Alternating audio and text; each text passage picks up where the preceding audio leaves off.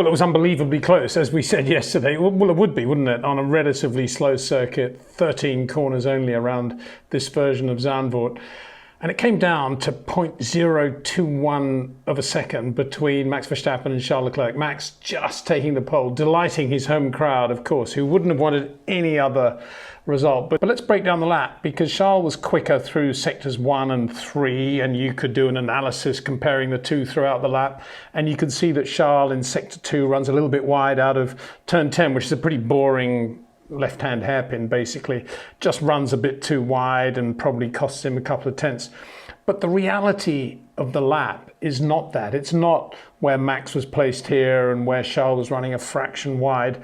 It was the difference, again, in aero efficiency. And it showed up even at Zandvoort. Max consistently 325, 326, 327 through the speed trap at the start-finish line. The only driver who was consistently quicker than Max through there all day actually was his teammate Sergio Perez, who was a couple of kilometres an hour quicker than Max. So Red Bull's aero efficiency for the downforce they needed to do for the lap time at Zandvoort still coming into play on this very short circuit, which was, I think, a surprise for both Ferrari and Mercedes. And Charles Leclerc, by contrast, 315, 316 through the trap in the Ferrari, that's 10 kilometers an hour difference. So that is where the lap time came from, so far as Max's pole is concerned. What he was doing, of course, was making the tyres work as well as possible through sector 2, where there are a lot of hard braking and then acceleration runs, whereas Charles Leclerc was making up most of his time through sector 1, beautiful through the medium speed corners, through that bank,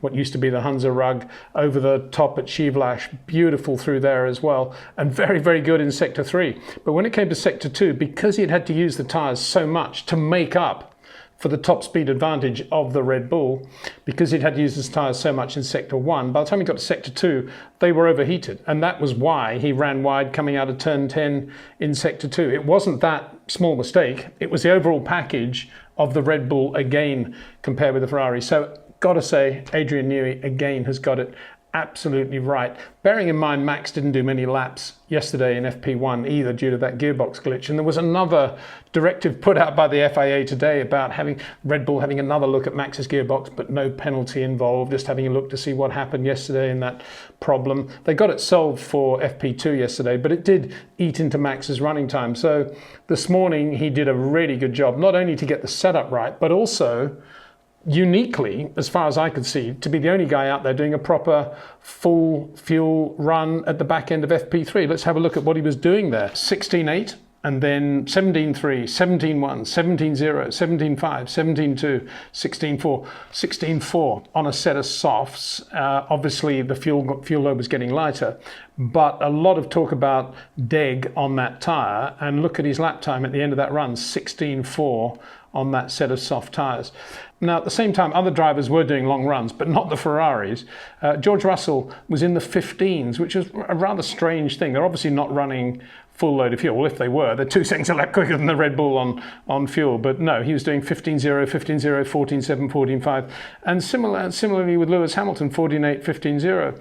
Sergio Perez, meanwhile, also in the low 17s for Red Bull. So Max really doing a good job today in terms of getting the car set up for the quick lap and getting in a lot of mileage on a full load of fuel. And around here, of course, being on the pole does count for more than most tracks. Perhaps not as much as Monte Carlo, but it's not an easy circuit on which to overtake. And it's very important, of course, to be on the clean side of the grid going in to that first right-hander. So Max Verstappen on the pole by the barest of margins, but that barest of margins again reflects the incredible aero efficiency of Adrian Newey's Red Bull this year. Just a superb performance. As the icing on the cake, I keep going on about Sergio Perez being a great number 2 to Max Verstappen. He's capable of winning races when he needs to. He's capable of stepping up when Max has a problem. Well, I'm not sure it was intentional. I mean, it was not intentional, but talk about the perfect number 2 today, because once Max had done his time, Charles had done his time first, then Max had got the pole, and then Sergio Perez dropped it going into turn 13, which is the last corner, the long banked right-hander through which they're now flattening the wing with DRS halfway through, as we mentioned yesterday. Lost it, spun, didn't hit anything, got a little bit airborne, but the car stayed on the tarmac in the end. But of course that ruined the laps of both Mercedes drivers and Lando Norris had to back out of it. Would Mercedes have done any more? They were pretty close. I mean, George Russell was quick all day. Lewis Hamilton was really quick as well. The Mercedes about where Ferrari are. So you could argue that on a perfect lap, a George or a Lewis perfect lap, they might have been there.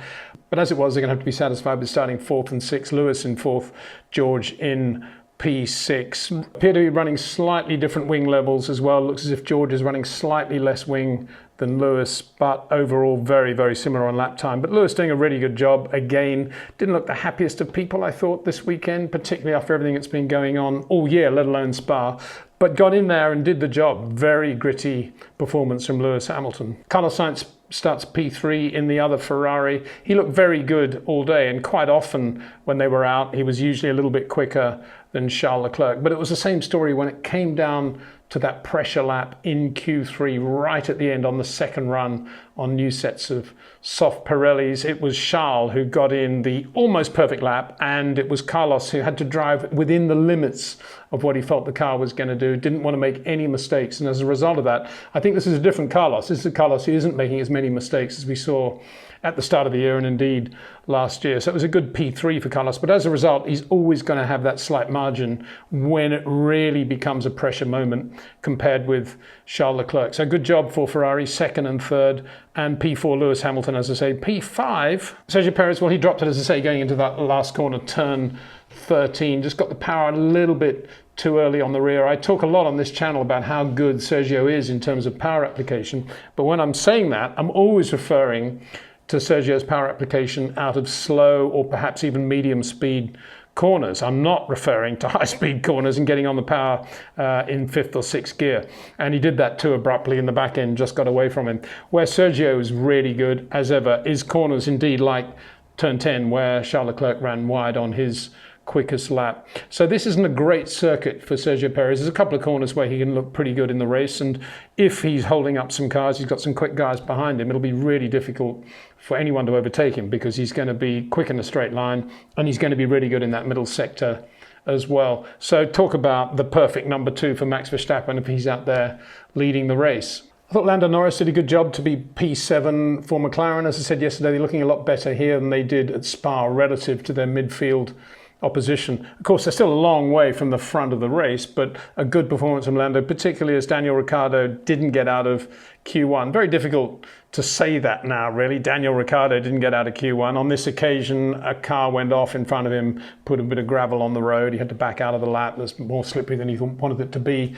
But, you know, everybody had that at some point in qualifying, and the stress is starting to show on Daniel Ricciardo. The harder he pushes, the more he runs into trouble at the moment. And again, to me, the only way he's going to improve over these last few races and try to get a decent drive for next year is if he just switches off the radio, stops listening to all that micromanagement and just feels the surface of the road and becomes Daniel Ricciardo again. Since when has gravel on the track ever slowed down Daniel Ricciardo?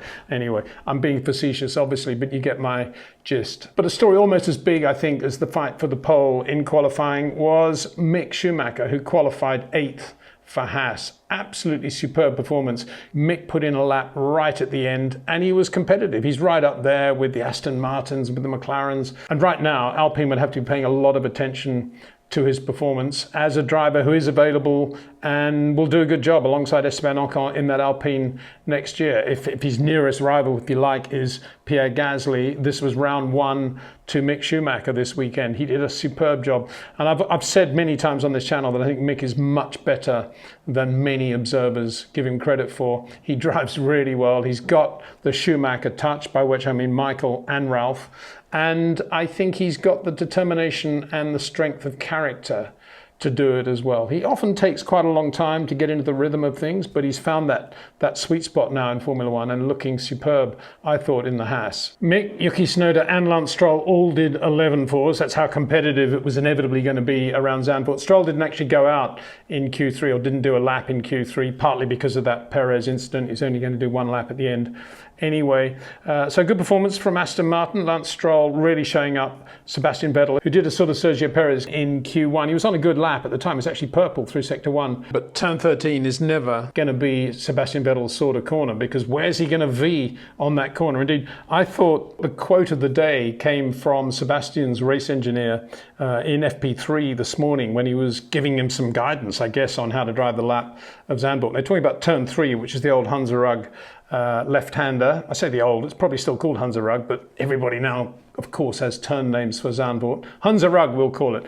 It's now much more banked than it used to be, and it's basically constant radius. Again, not the sort of corner that Sebastian Vettel will feel comfortable in, because what he's so good at doing is being the corner. Anyway, the engineer, and I quote, said to Sebastian, Sebastian, turn 3, open the entry more by staying more to the right. And I thought, well, good luck with that. I mean, Sebastian Vettel is never going to do a long entry, a wide entry into a corner. The only way he knows how to drive is an early entry, breaking into a slow rotation point. So I don't know what they were thinking there at this stage of Sebastian's career, trying to get him to completely and utterly reboot his driving style. I don't know whether that got into his head or what, but it was, of course, a similar corner, that banked turn 13, that was his undoing in Q1, which is not good, really, for a 4 times world champion in a car that's quite capable of getting into Q3. He didn't get it out of Q1, so not a good performance, but he is retiring at the end of the year, and so I suppose, shouldn't give him too hard a time. Yuki Tsunoda out-qualified Gasly, who is in the running perhaps for that Alpine seat by a 10th in Q2, which got him into Q3, and Pierre Gasly didn't get out of Q2. So that is not a good day for Pierre. He had his own issues as well, went off this morning, ran wide, said he just lost the feel of the car mid-corner, didn't seem happy. They did have a new monocoque, new carbon chassis, a new survival cell for Pierre a few races ago, but doesn't seem to have made too much difference for him. So he's struggling at the moment. What he used to be really good at was doing a very quick lap right at the end under pressure, because he does have that touch and feel, but at the moment that seems to have gone well away from him, and he looks pretty lost in the AlphaTauri. And Alpine, as I say, nothing like as competitive as they were last weekend. Esteban Ocon, Fernando Alonso doing almost identical times and also failing to get out of Q2. So it was a Max Verstappen day in Holland on the Saturday. At one point, one of those orange smoke bombs was actually in the middle of the track, and they put out a red light at the beginning of Q2.